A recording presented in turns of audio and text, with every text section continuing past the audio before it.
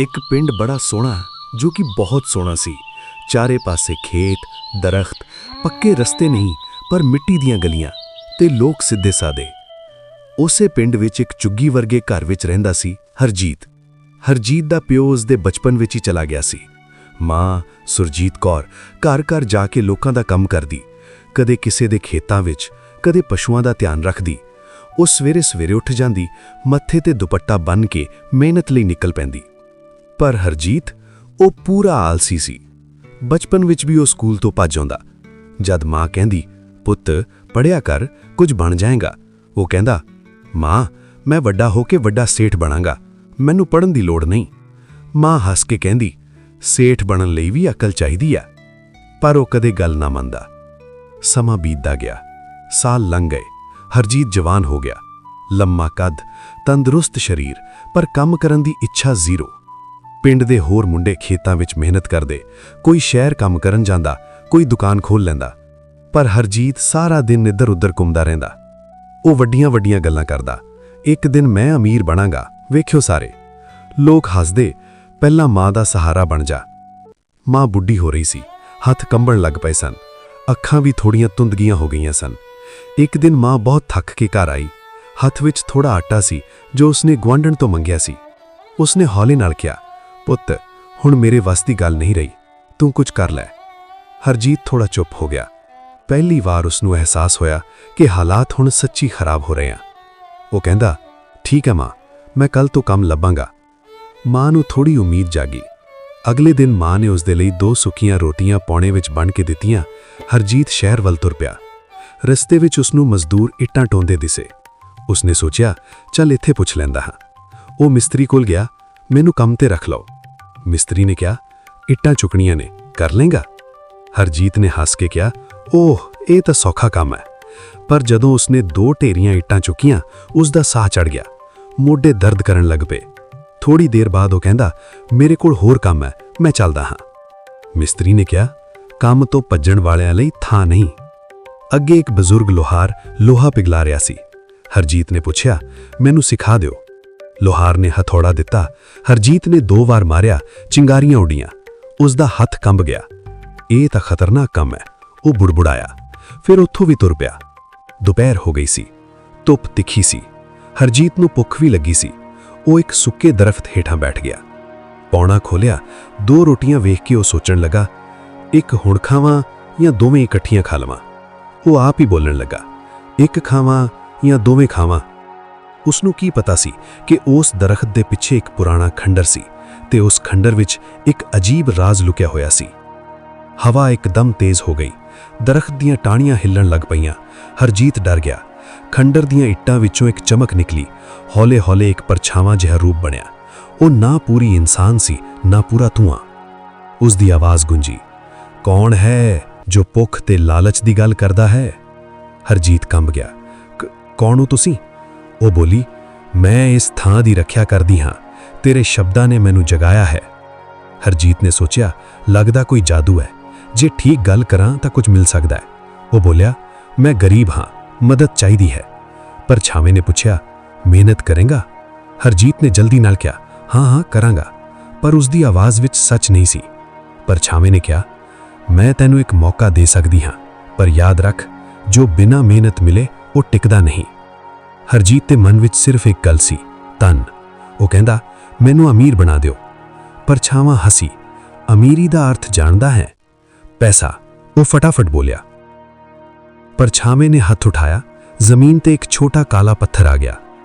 ਇਹ ਪੱਥਰ ਹਰ ਸ਼ਾਮ ਨੂੰ ਸੋਨੇ ਦਾ ਇੱਕ ਸਿੱਕਾ ਬਣ ਜਾਏਗਾ। ਹਰਜੀਤ ਦੀਆਂ ਅੱਖਾਂ ਚਮਕ ਲੀਆਂ। ਸੱਚ? ਹਾਂ, ਪਰ ਇੱਕ ਸ਼ਰਤ ਹੈ, ਜਦੋਂ ਤੱਕ ਤੂੰ ਆਪਣੇ ਹੱਥ ਨਾਲ ਹਰ ਰੋਜ਼ 1 ਘੰਟਾ ਮਿਹਨਤ ਕਰੇਗਾ, ਤਦੋਂ ਤੱਕ ਇਹ ਪੱਥਰ ਸਿੱਕਾ ਦੇਵੇਗਾ। ਜੇ ਤੂੰ ਆਲਸ ਕੀਤਾ, ਇਹ ਸਾਧਾਰਨ ਪੱਥਰ ਬਣ ਜਾਏਗਾ। ਹਰਜੀਤ ਨੇ ਸੋਚਿਆ, 1 ਘੰਟਾ ਤਾਂ ਕਰ ਹੀ ਲਵਾਂਗਾ, ਬਾਕੀ ਦਿਨ ਆਰਾਮ। ਉਸਨੇ ਪੱਥਰ ਚੁੱਕ ਲਿਆ। ਪਰਛਾਵਾਂ ਗਾਇਬ ਹੋ ਗਈ।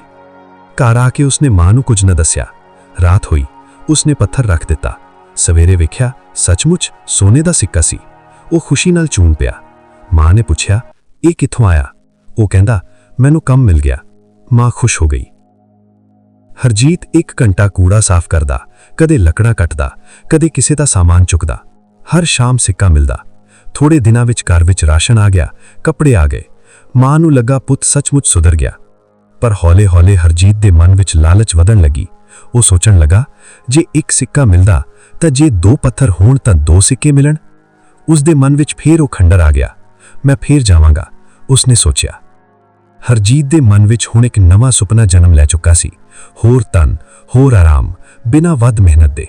ਹਰ ਰੋਜ਼ 1 ਘੰਟਾ ਕੰਮ ਕਰਨਾ ਉਸਨੂੰ ਹੁਣ ਭਾਰ ਜਿਹਾ ਲੱਗਣ ਲੱਗ ਪਿਆ ਸੀ। ਪਰ ਉਸਨੂੰ ਯਾਦ ਸੀ, ਪਰਛਾਵੇਂ ਨੇ ਕਿਹਾ ਸੀ, ਮਿਹਨਤ ਛੱਡੀ ਤਾਂ ਜਾਦੂ ਮੁੱਕ ਜਾਏਗਾ। ਪਰ ਲਾਲਚ ਦੀ ਆਵਾਜ਼ ਹੋਰ ਉੱਚੀ ਸੀ। ਇੱਕ ਸ਼ਾਮ ਉਹ ਫਿਰ ਉਸੇ ਪੁਰਾਣੇ ਖੰਡਰ ਕੋਲ ਪਹੁੰਚਿਆ।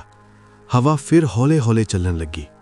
ਉਹ ਉੱਚੀ ਆਵਾਜ਼ ਵਿੱਚ ਬੋਲਿਆ, "ਉਹ ਜਾਦੂਈ ਪਰਛਾਵੇਂ, ਮੈਂ ਆ ਗਿਆ ਹਾਂ।" ਥੋੜੀ ਦੇਰ ਚੁੱਪੀ ਰਹੀ। ਫਿਰ ਇੱਟਾਂ ਵਿੱਚੋਂ ਉਹੀ ਧੁੰਦਲੀ ਰੋਸ਼ਨੀ ਨਿਕਲੀ। ਪਰਛਾਵੇਂ ਦੀ ਆਵਾਜ਼ ਗੂੰਜੀ, "ਤੂੰ ਫਿਰ ਆ ਗਿਆ ਹਰਜੀਤ?" ਉਹ ਚੌਂਕਿਆ, "ਤੁਹਾਨੂੰ ਮੇਰਾ ਨਾਮ ਪਤਾ ਹੈ?" ਜੋ ਮਨੁੱਖ ਦੀ ਲਾਲਚ ਵੇਖ ਸਕਦਾ ਹੈ, ਉਹ ਉਸ ਦਾ ਨਾਮ ਵੀ ਜਾਣਦਾ ਹੈ। ਹਰਜੀਤ ਨੇ ਗੱਲ ਘੁਮਾ ਦਿੱਤੀ, "ਮੈਨੂੰ ਇੱਕ ਹੋਰ ਪੱਥਰ ਚਾਹੀਦਾ ਹੈ।" ਪਰਛਾਵਾਂ ਹੌਲੇ ਹੱਸਿਆ, "ਕਿਉਂ?" "ਇੱਕ ਸਿੱਕਾ ਘੱਟ ਹੈ। ਮੈਨੂੰ ਵੱਡਾ ਘਰ ਚਾਹੀਦਾ ਹੈ, ਨੌਕਰ ਚਾਹੀਦੇ ਆ। ਤੇ ਮਿਹਨਤ?" "ਉਹ ਤਾਂ ਕਰਾਂਗਾ, ਪਰ ਥੋੜੀ।" ਪਰਛਾਵੇਂ ਨੇ ਕਿਹਾ, "ਲਾਲਚ ਵੱਧਦੀ ਜਾਵੇ ਤਾਂ ਮਿਹਨਤ ਘਟਦੀ ਜਾਂਦੀ ਹੈ।" ਹਰਜੀਤ ਨੇ ਜ਼ਿੱਦ ਕੀਤੀ, "ਮੈਨੂੰ ਦੂਜਾ ਪੱਥਰ ਦੇ ਦਿਓ।" ਕੁਝ ਸਮਾਂ ਚੁੱਪੀ ਰਹੀ। ਫਿਰ ਪਰਛਾਵਾਂ ਬੋਲਿਆ, "ਠੀਕ ਹੈ, ਪਰ ਇਸ ਵਾਰ ਸ਼ਰਤ ਬਦਲੇਗੀ।" "ਕੀ?" "2 ਪੱਥਰ ਹੋਣਗੇ ਤਾਂ ਤੈਨੂੰ 2 ਘੰਟੇ ਮਿਹਨਤ ਕਰਨੀ ਪਵੇਗੀ।" ਹਰਜੀਤ ਦਾ ਚਿਹਰਾ ਥੋੜਾ ਉਤਰਿਆ, ਪਰ ਲਾਲਚ ਨੇ ਮਨ ਮਨਾ ਲਿਆ। "ਠੀਕ ਹੈ।" ਜ਼ਮੀਨ ਉੱਤੇ ਦੂਜਾ ਕਾਲਾ ਪੱਥਰ ਆ ਡਿੱਗਿਆ। ਹੁਣ ਹਰ ਸ਼ਾਮ ਉਸ ਨੂੰ 2 ਸਿੱਕੇ ਮਿਲਣ ਲੱਗ ਪਏ। ਘਰ ਵਿੱਚ ਸੁਧਾਰ ਆ ਗਿਆ। ਕੱਚੀਆਂ ਦੀਵਾਰਾਂ ਢਾਹ ਕੇ ਨਵੀਆਂ ਬਣ ਗਈਆਂ। ਮਾਂ ਲਈ ਨਵਾਂ ਬਿਸਤਰਾ ਆ ਗਿਆ। ਚੁੱਲ੍ਹੇ ਦੀ ਥਾਂ ਛੋਟਾ ਚੁੱਲ੍ਹਾ ਲੱਗ ਗਿਆ। ਪਿੰਡ ਦੇ ਲੋਕ ਹੈਰਾਨ ਸਨ। ਹਰਜੀਤ ਕਿੱਥੋਂ ਕਮਾ ਰਿਹਾ ਹੈ? ਕੋਈ ਖਜ਼ਾਨਾ ਲੱਭ ਲਿਆ ਲੱਗਦਾ ਹੈ। ਹਰਜੀਤ ਹੁਣ ਘਮੰਡ ਨਾਲ ਤੁਰਦਾ, ਪਰ 2 ਘੰਟੇ ਮਿਹਨਤ ਕਰਨਾ ਉਸ ਲਈ ਔਖਾ ਸੀ। ਕਈ ਦਿਨ ਉਹ ਬਹਾਨਾ ਕਰਦਾ, ਕਦੇ ਸਿਰ ਦਰਦ, ਕਦੇ ਥਕਾਵਟ। ਇੱਕ ਦਿਨ ਉਸਨੇ ਸੋਚਿਆ, ਅੱਜ ਨਾ ਕਰਾਂ, ਕੀ ਹੋਵੇਗਾ? ਉਸ ਦਿਨ ਸ਼ਾਮ ਨੂੰ ਸਿਰਫ 1 ਪੱਥਰ ਸਿੱਕਾ ਬਣਿਆ, ਦੂਜਾ ਨਹੀਂ। ਉਹ ਘਬਰਾ ਗਿਆ। ਅਗਲੇ ਦਿਨ 2 ਘੰਟੇ ਕੰਮ ਕੀਤਾ, ਦੋਵੇਂ ਸਿੱਕੇ ਮਿਲ ਗਏ। ਹੁਣ ਉਸ ਨੂੰ ਯਕੀਨ ਹੋ ਗਿਆ ਕਿ ਜਾਦੂ ਸੱਚਮੁੱਚ ਮਿਹਨਤ ਨਾਲ ਜੁੜਿਆ ਹੈ। ਮਾਂ ਨੇ ਇੱਕ ਦਿਨ ਪੁੱਛਿਆ, "ਪੁੱਤ, ਤੂੰ ਕਿੱਥੇ ਕੰਮ ਕਰਦਾ ਹੈ?" "ਮੈਂ ਕਦੇ ਨਹੀਂ ਵੇਖਿਆ।" ਹਰਜੀਤ ਝਿਜਕ ਗਿਆ। ਮਾਂ ਦੂਰ ਸ਼ਹਿਰ ਵਿੱਚ। ਮਾਂ ਦੀਆਂ ਅੱਖਾਂ ਵਿੱਚ ਸ਼ੱਕ ਸੀ, ਪਰ ਉਸਨੇ ਕੁਝ ਨਾ ਕਿਹਾ। ਉਸਨੇ ਸਿਰਫ ਕਿਹਾ, "ਪੁੱਤ, ਸੱਚਾ ਰਸਤਾ ਕਦੇ ਛੱਡੀ ਨਾ।" ਹਰਜੀਤ ਹੱਸਿਆ। "ਮਾਂ, ਹੁਣ ਸਾਡੀ ਕਿਸਮਤ ਬਦਲ ਗਈ ਹੈ।" ਕੁਝ ਮਹੀਨੇ ਬੀਤ ਗਏ। ਹਰਜੀਤ ਹੁਣ ਅਮੀਰ ਬਣ ਰਿਹਾ ਸੀ, ਪਰ ਉਸ ਦਾ ਮਨ ਫਿਰ ਬੇਚੈਨ ਹੋਇਆ। ਜੇ 3 ਪੱਥਰ ਹੋਣ ਤਾਂ 3 ਸਿੱਕੇ। ਉਹ ਫਿਰ ਖੰਡਰ ਵੱਲ ਤੁਰ ਪਿਆ, ਪਰ ਇਸ ਵਾਰ ਹਵਾ ਪਹਿਲਾਂ ਵਾਂਗ ਮਿੱਠੀ ਨਹੀਂ ਸੀ। ਆਸਮਾਨ ਤੇ ਬੱਦਲ ਛਾਏ ਹੋਏ ਸਨ। ਉਹ ਬੋਲਿਆ, "ਮੈਨੂੰ ਇੱਕ ਹੋਰ ਪੱਥਰ ਚਾਹੀਦਾ ਹੈ।" ਪਰਛਾਵੇਂ ਦੀ ਆਵਾਜ਼ ਕਾਫੀ ਕੱਢੀ ਸੀ। "ਕੀ ਤੈਨੂੰ 2 ਕਾਫੀ ਨਹੀਂ?" "ਨਹੀਂ।" "ਤੂੰ ਸੰਤੁਸ਼ਟ ਨਹੀਂ ਹੋ ਸਕਦਾ?" "ਧਨ ਕਦੇ ਵੱਧ ਨਹੀਂ ਹੁੰਦਾ।" ਕੁਝ ਸਮਾਂ ਚੁੱਪੀ ਰਹੀ। ਫਿਰ ਪਰਛਾਣੀ ਬੋਲੀ, "ਠੀਕ ਹੈ, ਪਰ ਜੇ 3 ਪੱਥਰ ਚਾਹੀਦੇ ਹਨ, ਤੈਨੂੰ 3 ਘੰਟੇ ਨਹੀਂ, ਪੂਰਾ ਦਿਨ ਮਿਹਨਤ ਕਰਨੀ ਪਵੇਗੀ।" ਹਰਜੀਤ ਹੈਰਾਨ ਸੀ। "ਪੂਰਾ ਦਿਨ?" "ਹਾਂ, ਕਿਉਂਕਿ ਜਿੰਨਾ ਵੱਡਾ ਧਨ, ਓਨੀ ਵੱਡੀ ਜ਼ਿੰਮੇਵਾਰੀ।" ਉਹ ਸੋਚ ਵਿੱਚ ਪੈ ਗਿਆ। ਲਾਲਚ ਕਹਿੰਦੀ ਮੰਨ ਲੈ, ਆਲਸ ਕਹਿੰਦਾ ਛੱਡ ਦੇ। ਉਹ ਬੋਲਿਆ, "ਮੈਨੂੰ ਸੋਚਣ ਦੇ।" ਪਰਛਾਵਾਂ ਗਾਇਬ ਹੋ ਗਈ। ਉਸ ਰਾਤ ਹਰਜੀਤ ਸੌ ਨਾ ਸਕਿਆ। ਉਹ ਸੋਚਦਾ ਰਿਹਾ, ਜੇ ਪੂਰਾ ਦਿਨ ਕੰਮ ਕਰਨਾ ਪਿਆ ਤਾਂ ਫਿਰ ਮੈਂ ਆਰਾਮ ਕਦੋਂ ਕਰਾਂਗਾ? ਫਿਰ ਮਨ ਨੇ ਕਿਹਾ, ਪਰ 3 ਸਿੱਕੇ ਮਿਲਣਗੇ। ਉਸਨੇ ਹਿਸਾਬ ਲਾਇਆ। 3 ਸਿੱਕੇ ਮਤਲਬ ਜ਼ਿਆਦਾ ਧਨ, ਜ਼ਿਆਦਾ ਸ਼ਾਨ। ਪਰ ਇੱਕ ਹੋਰ ਆਵਾਜ਼ ਆਈ, ਜੇ ਜਾਦੂ ਟੁੱਟ ਗਿਆ ਤਾਂ? ਉਹ ਬੇਚੈਨ ਹੋ ਗਿਆ।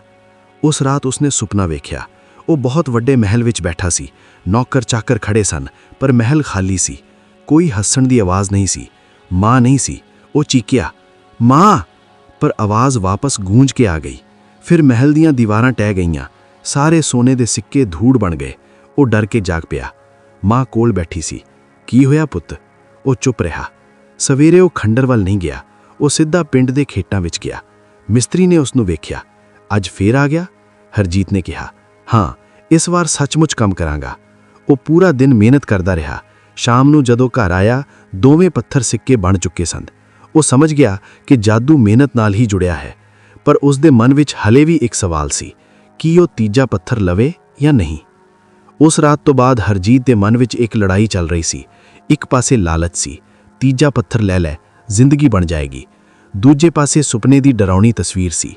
ਖਾਲੀ ਮਹਿਲ, ਮਾਂ ਦੀ ਵੈਰ ਹਾਜ਼ਰੀ, ਟੁੱਟਦਾ ਧਨ। 3 ਦਿਨ ਉਹ ਖੰਡਰ ਵੱਲ ਨਹੀਂ ਗਿਆ। ਉਹ ਸੱਚਮੁੱਚ ਮਿਹਨਤ ਕਰਨ ਲੱਗ ਪਿਆ। ਸਵੇਰੇ ਖੇਤਾਂ ਵਿੱਚ ਕੰਮ, ਦੁਪਹਿਰੇ ਕਿਸੇ ਦੀ ਮੁਰੰਮਤ, ਸ਼ਾਮ ਨੂੰ ਘਰ। 2 ਸਿੱਕੇ ਹਰ ਰੋਜ਼ ਮਿਲਦੇ, ਪਰ ਹੁਣ ਉਸ ਦੇ ਚਿਹਰੇ ਤੇ ਇੱਕ ਹੋਰ ਚੀਜ਼ ਵੀ ਆਉਣ ਲੱਗੀ ਸੀ, ਸੰਤੁਸ਼ਟੀ। ਇੱਕ ਦਿਨ ਮਾਂ ਨੇ ਉਸ ਨੂੰ ਬਿਠਾਇਆ, ਪੁੱਤ ਤੂੰ ਬਦਲ ਗਿਆ ਹੈ। ਪਹਿਲਾਂ ਪੈਸੇ ਆਏ ਤਾਂ ਤੂੰ ਅਹੰਕਾਰ ਨਾਲ ਤੁਰਦਾ ਸੀ, ਹੁਣ ਮਿਹਨਤ ਕਰਦਾ ਹੈ ਤੇ ਚਿਹਰੇ ਤੇ ਸ਼ਾਂਤੀ ਹੈ। ਸੱਚ ਕੀ ਹੈ? ਹਰਜੀਤ ਚੁੱਪ ਹੋ ਗਿਆ। ਕੁਝ ਸਮਾਂ ਬਾਅਦ ਉਸਨੇ ਸਾਰਾ ਰਾਜ਼ ਦੱਸ ਦਿੱਤਾ। ਖੰਡਰ, ਪਰਛਾਵਾਂ, ਪੱਥਰ, ਸਿੱਕੇ, ਸਭ ਕੁਝ। ਮਾਂ ਧਿਆਨ ਨਾਲ ਸੁਣਦੀ ਰਹੀ। ਫਿਰ ਹੌਲੇ ਜਿਹੇ ਬੋਲੀ, ਪੁੱਤ ਜਾਦੂ ਪੱਥਰ ਵਿੱਚ ਨਹੀਂ, ਜਾਦੂ ਤੇਰੀ ਮਿਹਨਤ ਵਿੱਚ ਹੈ। ਜੇ ਤੂੰ ਮਿਹਨਤ ਨਾ ਕਰੇ ਤਾਂ ਪੱਥਰ ਵੀ ਪੱਥਰ ਹੀ ਰਹਿੰਦਾ ਹੈ। ਇਹ ਗੱਲ ਹਰਜੀਤ ਦੇ ਮਨ ਵਿੱਚ ਡੂੰਘੀ ਵਸ ਗਈ। ਅਗਲੇ ਦਿਨ ਉਹ ਖੰਡਰ ਵੱਲ ਗਿਆ, ਪਰ ਇਸ ਵਾਰ ਲਾਲਚ ਲਈ ਨਹੀਂ। ਉਹ ਉੱਚੀ ਆਵਾਜ਼ ਵਿੱਚ ਬੋਲਿਆ, ਮੈਂ ਆ ਗਿਆ ਹਾਂ। ਹਵਾ ਹੌਲੇ ਚੱਲੀ, ਪਰਛਾਵਾਂ ਫਿਰ ਸਾਹਮਣੇ ਆ ਗਿਆ। ਹੁਣ ਕੀ ਚਾਹੀਦਾ ਹੈ? ਉਸ ਦੀ ਆਵਾਜ਼ ਸ਼ਾਂਤ ਸੀ। ਹਰਜੀਤ ਨੇ ਸਿਰ ਝੁਕਾਇਆ, ਮੈਨੂੰ ਕੁਝ ਨਹੀਂ ਚਾਹੀਦਾ, ਮੈਂ ਤੁਹਾਡਾ ਧੰਨਵਾਦ ਕਰਨ ਆਇਆ ਹਾਂ। ਪਰਛਾਵਾਂ ਚੁੱਪ ਰਹੀ। ਤੁਸੀਂ ਮੈਨੂੰ ਪੱਥਰ ਦਿੱਤੇ, ਪਰ ਅਸਲ ਵਿੱਚ ਤੁਸੀਂ ਮੈਨੂੰ ਮਿਹਨਤ ਸਿਖਾਈ ਹੈ। ਮੈਂ ਤੀਜਾ ਪੱਥਰ ਨਹੀਂ ਲੈਣਾ ਚਾਹੁੰਦਾ। ਕਿਉਂ? ਕਿਉਂਕਿ ਮੈਂ ਸਮਝ ਗਿਆ ਹਾਂ, ਜਿੰਨਾ ਵੱਡਾ ਲਵਾਂਗਾ ਉਨੀ ਜ਼ਿਆਦਾ ਜ਼ਿੰਮੇਵਾਰੀ ਤੇ ਚਿੰਤਾ ਆਵੇਗੀ। ਮੈਂ ਉਹੀ ਚਾਹੁੰਦਾ ਹਾਂ ਜੋ ਮੈਂ ਆਪਣੀ ਮਿਹਨਤ ਨਾਲ ਕਮਾ ਸਕਾਂ। ਕੁਝ ਪਲਾਂ ਦੀ ਚੁੱਪੀ ਤੋਂ ਬਾਅਦ ਪਰਛਾਵਾਂ ਹੌਲੇ ਹੱਸਿਆ, ਤੂੰ ਆਖਿਰ ਸਿੱਖ ਹੀ ਲਿਆ। ਕੀ? ਇਹ ਸਾਰੇ ਪੱਥਰ ਇੱਕ ਪਰਖ ਸਨ।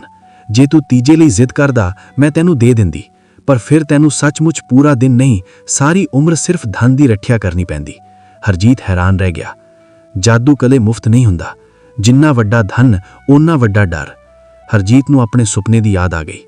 ਪਰਛਾਵੇ ਨੇ ਕਿਹਾ, ਜੇ ਤੂੰ ਚਾਹੇ ਮੈਂ ਇਹ ਦੋਵੇਂ ਪੱਥਰ ਵੀ ਵਾਪਸ ਲੈ ਸਕਦੀ ਹਾਂ। ਫਿਰ ਤੈਨੂੰ ਸਿਰਫ ਆਪਣੀ ਮਿਹਨਤ ਨਾਲ ਜੀਣਾ ਪਵੇਗਾ। ਹਰਜੀਤ ਕੁਝ ਸਮਾਂ ਸੋਚਦਾ ਰਿਹਾ। 2 ਸਿੱਕੇ ਹਰ ਰੋਜ਼, ਆਰਾਮ ਦੀ ਜ਼ਿੰਦਗੀ। ਪਰ ਕੀ ਇਹ ਸੱਚਮੁੱਚ ਆਰਾਮ ਸੀ? ਉਹ ਬੋਲਿਆ, ਲੈ ਜਾਓ। ਪੱਕਾ? ਹਾਂ, ਮੈਂ ਹੁਣ ਆਪਣੇ ਹੱਥਾਂ ਤੇ ਭਰੋਸਾ ਕਰਨਾ ਚਾਹੁੰਦਾ ਹਾਂ। ਪਰਛਾਵੇ ਨੇ ਹੱਥ ਉਠਾਇਆ। ਦੋਵੇਂ ਪੱਥਰ ਹੌਲੇ-ਹੌਲੇ ਧੂੜ ਬਣ ਗਏ। ਪਰ ਇਸ ਵਾਰ ਹਰਜੀਤ ਦੀ ਚਿਹਰੇ ਤੇ ਡਰ ਨਹੀਂ ਸੀ। ਅਗਲੇ ਦਿਨ ਤੋਂ ਉਹ ਸੱਚਮੁੱਚ ਪੂਰਾ ਦਿਨ ਮਿਹਨਤ ਕਰਨ ਲੱਗ ਪਿਆ। ਪਿੰਡ ਵਾਲਿਆਂ ਨੇ ਵੀ ਵੇਖਿਆ ਕਿ ਹੁਣ ਉਹ ਬਦਲ ਗਿਆ ਹੈ। ਕਿਸੇ ਨੇ ਉਸ ਨੂੰ ਖੇਤ ਵਿੱਚ ਸਾਂਝੇਦਾਰ ਬਣਾ ਲਿਆ, ਕਿਸੇ ਨੇ ਉਸ ਦੀ ਮਿਹਨਤ ਦੀ ਕਦਰ ਕੀਤੀ। ਕੁਝ ਸਾਲਾਂ ਵਿੱਚ ਉਸਨੇ ਆਪਣਾ ਛੋਟਾ ਕਾਰੋਬਾਰ ਖੋਲ੍ਹ ਲਿਆ, ਅਨਾਜ ਖਰੀਦਣ ਵੇਚਣ ਦਾ। ਧੀਰੇ-ਧੀਰੇ ਉਹ ਸੱਚਮੁੱਚ ਅਮੀਰ ਬਣ ਗਿਆ, ਪਰ ਇਸ ਵਾਰ ਜਾਦੂ ਨਾਲ ਨਹੀਂ, ਮਿਹਨਤ ਨਾਲ। ਮਾਂ ਦੀਆਂ ਅੱਖਾਂ ਵਿੱਚ ਮਾਣ ਸੀ। ਇੱਕ ਸ਼ਾਮ ਹਰਜੀਤ ਉਸੇ ਦਰਖਤ ਹੇਠਾਂ ਬੈਠਾ ਸੀ। ਹੁਣ ਉਸ ਦੇ ਕੋਲ ਖਾਣ ਲਈ ਰੋਟੀ ਵੀ ਸੀ, ਦਾਲ ਵੀ, ਸਬਜ਼ੀ ਵੀ। ਪਰ ਉਹ ਸੋਚ ਰਿਹਾ ਸੀ, ਅਸਲੀ ਅਮੀਰੀ ਕੀ ਹੈ? ਉਸਨੇ ਖੁਦ ਨੂੰ ਜਵਾਬ ਦਿੱਤਾ, ਸਵਸਥ, ਮਾਂ ਦੀ ਮੁਸਕਾਨ, ਇੱਜ਼ਤ, ਸ਼ਾਂਤੀ ਦੀ ਨੀਂਦ। ਉਸਨੇ ਆਸਮਾਨ ਵੱਲ ਵੇਖਿਆ ਤੇ ਹੌਲੇ ਆਖਿਆ, ਧੰਨਵਾਦ। ਹਵਾ ਹੌਲੇ ਚੱਲੀ, ਜਿਵੇਂ ਪਰਛਾਵਾਂ ਕਿਤੇ ਦੂਰੋਂ ਮੁਸਕਰਾ ਰਹੀ ਹੋਵੇ। ਜਾਦੂ, ਲੋਟਰੀ ਜਾਂ ਅਚਾਨਕ ਮਿਲਿਆ ਧਨ, ਇਹ ਸਭ ਮਨੁੱਖ ਦੀ ਪਰਖ ਕਰਦੇ ਹਨ। ਮਿਹਨਤ ਨਾਲ ਕਮਾਇਆ ਹੋਇਆ ਪੈਸਾ ਹੀ ਸੁੱਖ, ਚੈਨ ਤੇ ਇੱਜ਼ਤ ਦਿੰਦਾ ਹੈ। ਲਾਲਚ ਸਦਾ ਵੱਧਦੀ ਹੈ, ਪਰ ਸੰਤੁਸ਼ਟੀ ਮਿਹਨਤ ਨਾਲ ਆਉਂਦੀ ਹੈ।